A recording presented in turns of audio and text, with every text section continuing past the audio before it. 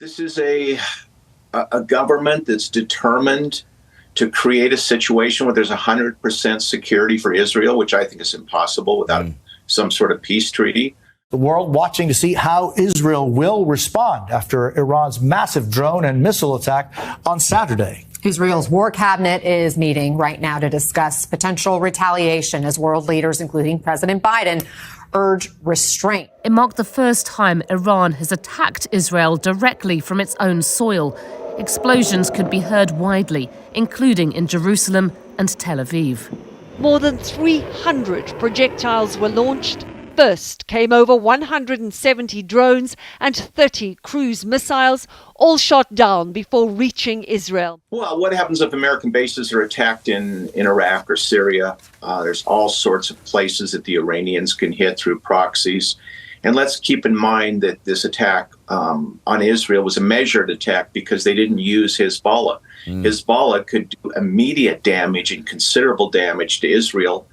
And, you know, the Iranians are holding that back. But should this escalate, Hezbollah will be pulled into it. I think the next thing we might see is a large-scale Israeli campaign in the north of Israel going into southern Lebanon to attack Hezbollah.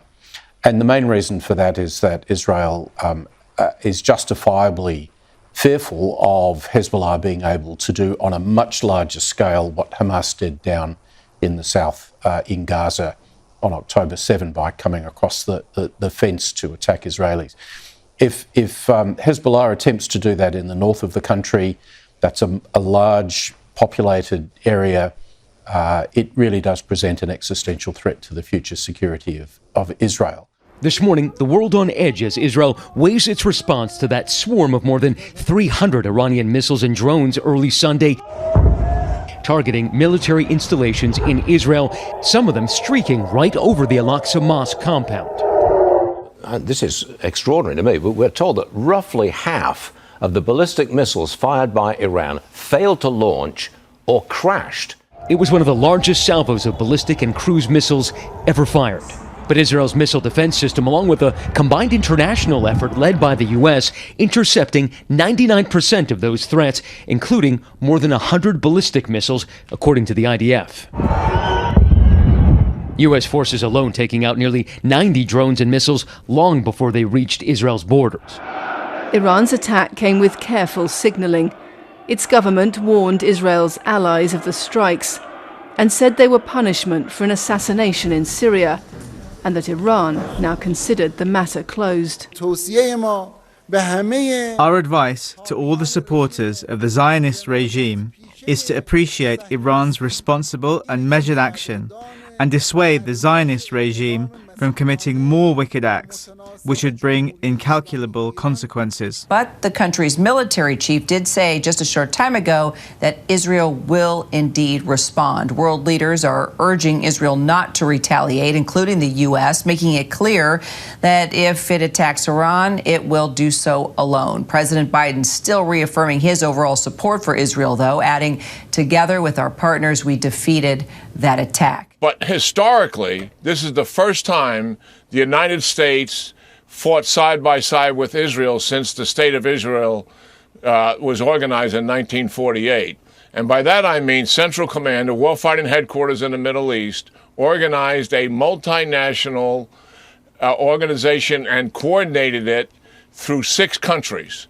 And that is our most experienced warfighting headquarters. Israel is used to fighting unilaterally, so what Central Command did was really significant. And just think of this, Stuart.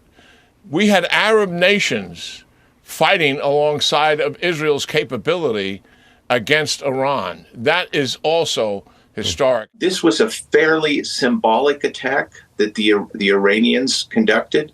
I think a lot of the drones were decoys. They weren't armed. And the Iranians did hit some Israeli bases. We don't know what the damage is. The United States is trying to portray this as an absolute success, but let's wait to see. Okay. And keep in mind, the swarming attacks can be conducted from any of these countries, including Yemen. And again, let's look at the cost of defending Israel. It was $1 billion. That's the estimate so far of all these anti-missiles and anti-drone weapons. That's a lot of money. You can't do this forever. Video circulating online verified by ABC News showing one of the very few Iranian missiles that hit their target, causing minor damage to an Israeli Air Force base. For Tehran and its Revolutionary Guard Corps, they have unsurprisingly vowed to retaliate even more harshly to any Israeli action. The bigger the Israeli attack, the larger the Iranian response, and the greater the risk of escalation into uncontrolled regional conflict. And in Tehran today, a massive rally in support of the attack on Israel. Iranian leaders signaling they don't want an escalation, saying that after their assault, they consider the matter closed. But tonight, Iran warning Israel if it takes additional action, Iran will respond within seconds. You know, we can understand why. No one wants a third world war. But Israel doesn't seem to get the leeway to retaliate that other nations do when they are attacked. There's an unreality in how I think both Biden in recent weeks and the Albanese government have been talking about Israel. There's this sort of fantasy world that ceasefires must happen straight away. They say there could be no future for Hamas in Gaza. But the only way Hamas is not going to have a future in Gaza is if the Israeli Defense Force defeats them in battle. Hamas is not going to give up its military capabilities, and nor is Hezbollah in Lebanon. So it's all very well for, left-centre governments to sort of talk about the importance of peace and the value of restraint, but they really need to focus on the reality of what's going on in the Middle East, and that is Israel is fighting for its life.